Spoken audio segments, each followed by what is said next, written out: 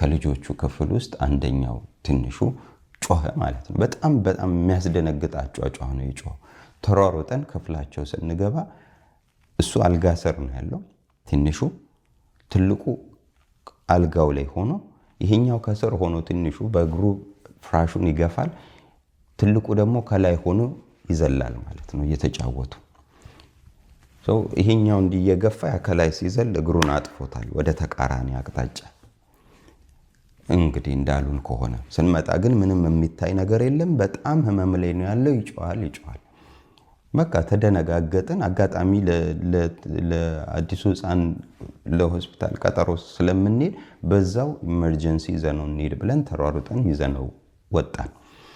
በባህሪው ያው እሱ ብዙ ነገሮች ስለሚያካብድ ያው እንክብካቤ ስለሚፈልግ ትንሽም ነገር ስትቧጭረውም ይሁን ምናምን እንደዚህ ብሎ ነው የሚውለው። በቃ ባንዴጅ አርጉልኝ ስለሚያካብድ እያካበደ እንዳይሆን የሚል ጥርጣሬ ኖረኝ። ምክንያቱም ከውጭ የሚታይ የለም። ለማጠፍ ለመዘርጋት ስሞክር እግሩን ያለቅሳል። ከዛ ሆስፒታል ደረስን። ኤኒዌይስ ኢመርጀንሲ ወዲያውኑ እነሱ ራጅ አነሱትና አዩት። ምንም ፍራክቸር የለውም፣ የተሰበረ አጥንት ምናምን አያሳየንም። ስለዚህ ፔኑን ለጊዜው ኮንትሮል እናርገው ብለው ያው ኢትዮጵያ ጀሶ እንደምንለው ታሸገለት ማለት ነው። ታሽጎ 2 ሳምንት ይቆይና ከ2 ሳምንት በኋላ ቀጠሮ ተይዞለት ሆስፒታል ይሄድ ተባልን።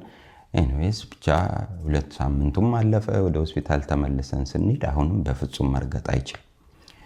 ስለዚህ ሆስፒታሉ ጋር ተነጋገርንና ሁለተኛ ቼክአፕ ተደረገ። አሁንም ያው ነው። መጨረሻ ሲቲ ስካን ይነሳ ተባለ።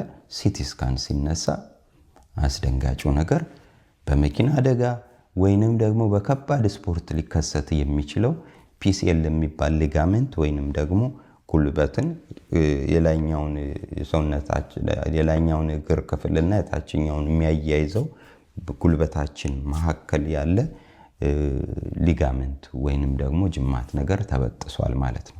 ኤሲኤል እና ፒሲኤል የሚሉት አለ። ኤሲኤል ከፊት ነው፣ ፒሲኤል ከኋላ ነው ያለው። የኋለኛው ሙሉ ለሙሉ ተቀዷል። ከዛ ሚኒስከስ የሚባለውም እንዳለ ቲር አድርጓል፣ እሱም ተቀዷል። ስለዚህ 2 አይነት ጉዳት አለው። በጣም አስደንጋጭ ነበረ መረጃውን ስንሰማ። ከዛ በቃ ሆስፒታሉ ምንም ሊያደርግለት አልቻለም። ምክንያቱም ይሄ የፒሲኤል አደጋ በሰርጀሪ ነው የሚስተካከለው። ይስተካከላል በሰርጀሪ። ነገር ግን በሰርጀሪ ለማስተካከል እድሜው አይሆንም። 4 ዓመቱ ወደ 5ኛ ዓመቱ ሊሻገር ባለበት ቅጽበት ስለሆነ የተከሰተው በዚህ እድሜ ተከስቶ አይተናናቅም። እንደተባለው በመኪና አደጋ ወይንም ደግሞ በከባድ የስፖርታዊ ግጭት የሚፈጠር ነገር ነው እንጂ በሱ እድሜ የሚከሰትም አይደለምና ምንም ልናደርግ አንችልም። እንዴት ምንም ልናደርግ አንችልም? በጣም ፈታኝ ጊዜ ነበር። በጣም ከባድ ህመም ውስጥ ነበረን እኛ። ምክንያቱም በሱ እድሜ ሰርጀሪ ካልተደረገ ምንድን ነው የሚሆነው? በጣም አሳሰበን። ከዛ በኋላ እነሱ ጋራ ምንም መግባባት አልቻልንም።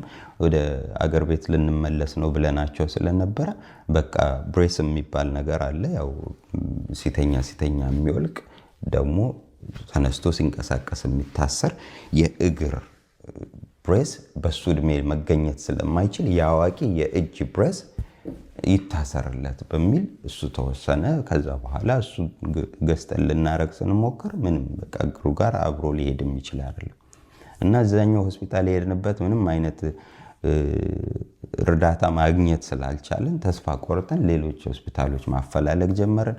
ሁለተኛ ሆስፒታል ሄድን። ሁለተኛውም ሆስፒታል በሱ እድሜ ሰርጀሪ ስለማንሰራ አይሆንም አሉ። ከዛ በኋላ ወደ ሌላ ሐኪም ጋር መረራችን። አጋጣሚ የሄድንበት ሆስፒታል እኔ የልጄ እንኳን እንዲህ አይነት ነገር ቢገጥመው ቀጥታ የሚሄደው እከሌ የተባለ ዶክተር ጋር ነው በሚል ወደ ሌላ ሆስፒታል ስካቲሽ ራይት የሚባል ሆስፒታል ተላክን። እዛ ሄደን እዛ ደግሞ እነሱም ማድረግ የምንችለው ነገር አትሊስት አንደኛው ሚኒስከስ የሚባለው ሌላ የጎንዮሽ ጉዳት ሊያመጣ ስለሚችል እሱን ትሪት ለማድረግ እንሞክራለን። ሳይቀደድ በብስ ብቻ ካሜራ ነገር ውስጥ አስገብተው የሚወስዱት ሰርጀሪ ነው። እሱን አደረጉ። ለማንኛውም እሱ መደረግ ስለነበረበት ሙሉ ለሙሉ ትኬታችንን ካንስል አድርገን ኢትዮጵያ አየር መንገድ ነበር የቆረጥነው። ስንደውል ያው 1 ዓመት ድረስ መራዘም ይችላል፣ ሆልድ ልናረገው እንችላለን ብለዋል። እንግዲህ ሆልድ ተደረገና ያው ሰርጀሪ ማድረግ ነበረበት። ለ1 ዓመት ያክል የሚዘልቅ ትሪትመንቶች አሉት፣ ፊዚዮቴራፒ አለው፣ ብዙ ነገሮች አሉት።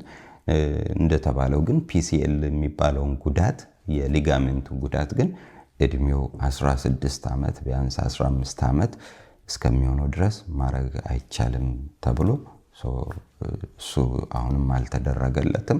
ነገር ግን ሚኒስከስ የሚባለውን ጉዳት አክመውታል።